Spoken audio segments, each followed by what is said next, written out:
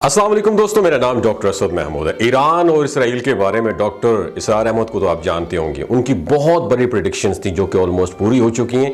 Israel और Iran के बारे में वो अहादीस जिसको सुनाने के बाद डॉक्टर इसरार अहमद की तकरीरों को कई अरब ममालिक में बैन कर दिया गया। दोस्तों, आज की वीडियो में हम आपके सामने ऐसे राज खोलने जा रहे हैं जो आपने शायद कभी सुने हों। क्या आपने कभी सोचा कि डॉक्टर इसरार अहमद जो कि इस्लामी दुनिया के अजीम मुफक्किर और आलिम थे, उन पर अरबों के जो जितने भी अरब ममालिक हैं उन समेत कई जगहों पर पाबंदी क्यों लगाई गई थी? जैसे कि उनको रिप्लेस करने के लिए इस वक्त डॉक्टर जाकिर नायब साहब आ चुके हैं और उनके बारे में आपको पता है कि इस वक्त हमारा सारा मीडिया जो है वो यहूदी कंट्रोल कर रहे हैं। उनको भी बहुत सारे ममालिक में बैन कर दिया जा चुका है।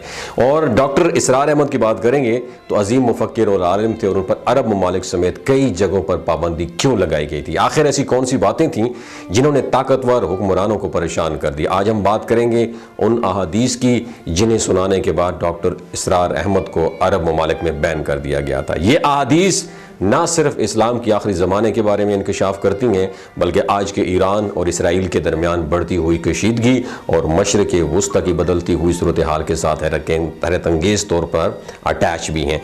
डॉक्टर इसरार अहमद ने बरसों पहले एक ऐसा मंजरनामा पेश किया था जो आज की दुनिया में हकीकत में नजर आ जा रहा है। इनकी पेशन गोइयाँ जो किसी वक्त सुनने वालों को नामुमकिन लगती थी, आज के आलमी हालात के ऐन मुताबिक मिनोवन पूरी होती जा रही हैं। लिहाजा सवाल ये है, क्या ये वो वही वक़्त है जिसका जिक्र डॉक्टर इसरार अहमद ने किया था? क्या हम अपनी आखिरी ज़माने की उन निशानियों के गवाह बन रहे हैं जिन्हें उन्होंने बयान किया था? ये सब कुछ जानने के लिए इस वीडियो को एंड तक ज़रूर देखिएगा। नाज़रीन गिरामी, डॉक्टर इसरार अहमद जिन्होंने दीन इस्लाम की तालीमात को नहायत आसान और मौसर अंदाज में आवाम तक पहुँचाया। उनकी शख्सियत को लोग सिर्फ आलिम दीन के तौर पर नहीं बल्कि एक अजीम रहनुमा और मुफक्किर के तौर पे भी जानते हैं। उनकी गुफ्तगू हमेशा कुरान और हदीस की रोशनी में होती और उनका इल्म बहुत गहरा और वसी था। डॉक्टर इसरार अहमद ने हमेशा उन मौज़ूआत पर बात की जिन्हें अमूमन उलमा ज़्यादा खुलकर बयान नहीं करते। उनकी जहानत और दूरअंदेशी का अंदाज़ा आप इस बात से भी लगा सकते हैं कि जब उन्होंने इसराइल के क़याम और यहूदियों की आलमी सियासत में असर व रसूख पर बात की तो उनका कहना यह था कि यहूदी कौम क़यामत से पहले दुनिया में बहुत बड़ी ताकत बनेगी और मुसलमानों के लिए एक बहुत बड़ा चैलेंज साबित होगी। लिहाजा आज हम देख सकते हैं कि इसराइल और ईरान के दरमियान मौजूदा दुश्मनी ने मशरिक़ वुस्ता में एक संगीन कशमकश को जन्म दिया है जो दुनिया भर की तवज्जो का मरकज बन चुके हैं। हालिया बरसों में ईरान की बढ़ती हुई ताकत, उनके एटमी प्रोग्राम और मशरिक़ वुस्ता में उसका बढ़ता हुआ असर व रसूख इसराइल के लिए एक बहुत बड़ा खतरा बन चुका है। डॉक्टर इसरार अहमद ने इन हालात को पहले ही भांप लिया था। उन्होंने अपनी तकारीर में बारहा उन अहादीस का तज़किरा किया जिनमें आखिरी ज़माने की बड़ी जंगों और फितनों का जिक्र है। उनका कहना था कि मुसलमान और यहूदियों के दरमियान एक बहुत बड़ा तसादुम होगा जिसकी जड़ें आज के इसराइल और फ़लस्तीन के तनाज़े में पाई जा सकती हैं। उन्होंने ख़ास तौर पर एक ऐसी आलमी जंग की प्रेडिक्शन की थी जिसमें मुस्लिम दुनिया और यहूदी रियासत के दरमियान शदीद लड़ाई होगी और ये जंग क़यामत के करीब आने वाली बड़ी निशानियों में से एक निशानी होगी। नाज़रीन, ईरान की बढ़ती हुई ताकत को अगर देखा जाए तो डॉक्टर इसरार अहमद की बातें आज के हालात पर बिल्कुल पूरा उतरती हैं। ईरान ने खुद को मशरिक़ वुस्ता की एक बहुत बड़ी ताकत के तौर पर मनवाया है और इसराइल के खिलाफ उसकी जारहाना पॉलिसियों ने खिते में कशीदगी को मजीद बढ़ावा दे दिया है। ईरान न सिर्फ फ़लस्तीनियों की खुल की हमायत करता है बल्कि हिज़्बुल्लाह जैसे ग्रोहों को माली और अस्करी मदद भी फराहम करता है जो इसराइल के लिए बराह रास्त खतरा है।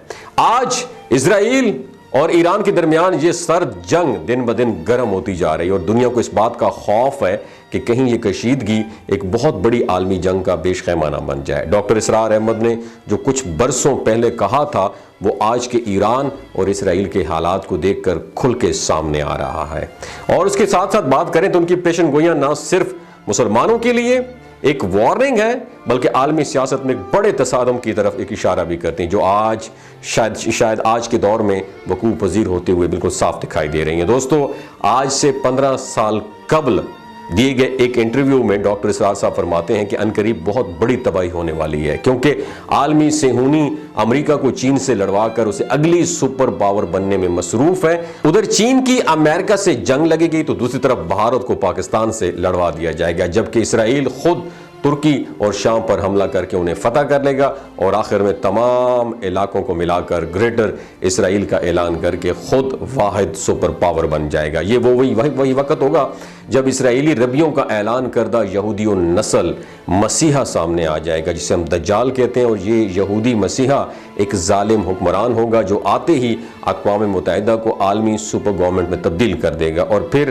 پوری دنیا پر آمریت نافذ کر کے اقوام کو اپنا غلام بنا لے گا، اور اس کا دوسرا اہم کام فلسطین میں موجود مسجد اقصی کو شہید کر کے وہاں پر دجال کا محل یعنی ہیکل سلیمانی تعمیر کرنا ہوگا، اور اس مسیحا کے دور میں اسرائیل سپر پاور بنے گا اور مشرق وسطی کے ممالک تباہ ہو کر گریٹر اسرائیل میں شامل ہوں گے، جس میں آدھے سے زیادہ سعودی عرب کا علاقہ بھی شامل ہوگا۔ دوستو، ڈاکٹر صاحب مزید کہتے ہیں کہ ہم تیزی سے صورتحال کی جانب بڑھ رہے ہیں، جبکہ دنیا کے 1.5 ارب مسلمان سیلاب کے وہ تنکے بن چکے ہیں جن کے بارے میں رسول اللہ صلی اللہ علیہ وسلم نے بتا دیا تھا کہ یہ تعداد میں بہت زیادہ ہونے کے باوجود بھی سیلابی تنکوں کی طرح کفار کی چالوں میں بہہ جائیں گے۔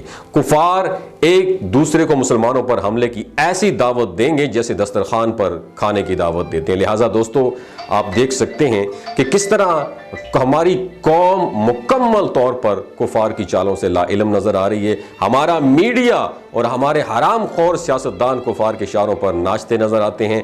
میڈیا ہو یا سیاستدان، ان سب رول ماڈل کے طور پر کفار کے نظام کو پیش کرتے ہیں، جبکہ ہمارے اسلامی اسلاف کو یہ تنگ نظر کہتے ہیں۔ ان نام نہاد مذہبی انتہا پسندوں نے اپنا یہ ذہن بنا لیا ہے کہ صحیح صرف یہود و نصارہ ہو سکتے ہیں، مسلمان کبھی بھی صحیح نہیں ہو سکتے، اور کفار کیا کر رہے ہیں، کیسی چالیں چل رہے ہیں، یہ نادان مسلمان بالکل جانتے ہی نہیں ہیں۔ یہ بھول جاتے ہیں کہ ابلیس لعین آج بھی زندہ ہے اور بھرپور نئے انداز میں کفار کو مشورے دے کر اسلام کو ختم کرنے کی سازشیں کر رہے ہیں۔ ابلیس کو عیسائیت یا ہندو مذہب سے کوئی مسئلہ نہیں ہے، وہ تو پہلے ہی گمراہ ہو چکے ہیں۔ اس کے علاوہ عرب ممالک میں ڈاکٹر اسرار احمد کی مقبولیت کا یہ عالم تھا کہ ان کی تقریریں بڑے پیمانے پر سنی جاتی تھیں اور لوگ ان سے انسپائرڈ تھے، لیکن جب انہوں نے اسرائیل اور عرب حکمرانوں کی سیاست پر کھل کے تنقید کی تو یہی باتیں ان کے لیے مشکلات کا سبب بن گئیں۔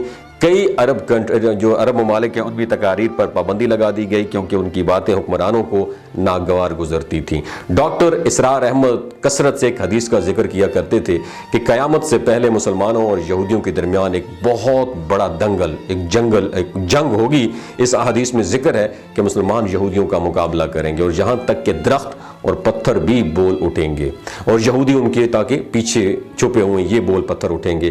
ناظرین کرام، ڈاکٹر اسرار احمد نے ان احادیث کا بھی ذکر کیا جن میں عرب دنیا کے زوال اور باہمی اختلافات کا ذکر بھی ہے۔ ان احادیث میں بیان کیا گیا ہے کہ قیامت سے پہلے عرب دنیا میں بہت بڑی سیاسی تبدیلیاں بھی آئیں گی اور حکمرانوں کی نااہلی اور فرقہ واریت کی وجہ سے امت مسلمہ کو بہت بڑا نقصان اٹھانا ہوگا۔ اور ڈاکٹر اسرار احمد نے ان احادیث کو موجودہ دور کی سیاسی حالات کے تناظر میں بھی بیان کیا اور خاص طور پر اسرائیل اور عرب ممالک کے تعلقات اور فلسطینی مسئلے پر بھی زور دیا۔ ان کا ماننا تھا کہ موجودہ حالات ان احادیث کی تصدیق کرتے ہیں کہ مسلمان دنیا کو بڑی آزمائشوں کا سامنا ہے، اور خاص طور پر اسرائیل کی جانب سے فلسطینیوں پر قبضہ اور عرب ممالک کی بے عملی ان فتنوں کا حصہ ہے۔ ان کا ماننا تھا کہ عرب ممالک کی نااہلی اور ان کی اسرائیل کے ساتھ دوستی ان احادیث کی سچائی کو بالکل ظاہر کرتی ہیں جو مسلمانوں کے زوال اور انتشار کے بارے میں ہے۔ ناظرین، ڈاکٹر اسرار احمد کے بیانات کو خاص طور پر ان ممالک جماعتوں نے نشانہ بنایا جو اسرائیل کے ساتھ بہتر تعلقات رکھنا چاہتے ہیں یا ان کے بیانات کو شدت پسندی کے زاویے سے دیکھتے تھے۔ ان کی احادیث پر مبنی تشریحات کو بعض لوگوں نے متنازع سمجھا، جس کی وجہ سے ان کے بیانات کو محدود کرنے کی کوشش کی گئی۔ آخر سوال یہ پیدا ہوتا ہے کہ آپ بھی یہی سمجھتے ہیں ڈاکٹر اسرار احمد کی پیشن گوئیاں آج کے دور میں سچ ثابت ہو رہی ہیں؟ اس کے بارے میں آپ کیا رائے رکھتے ہیں؟ کیا موجودہ دور کا ڈاکٹر اسرار احمد ڈاکٹر ذاکر نائک کو کہہ سکتے ہیں کہ نہیں کہہ سکتے؟ اپنا اور اپنے ساتھ جڑے رشتوں کا خیال رکھیے۔ اللہ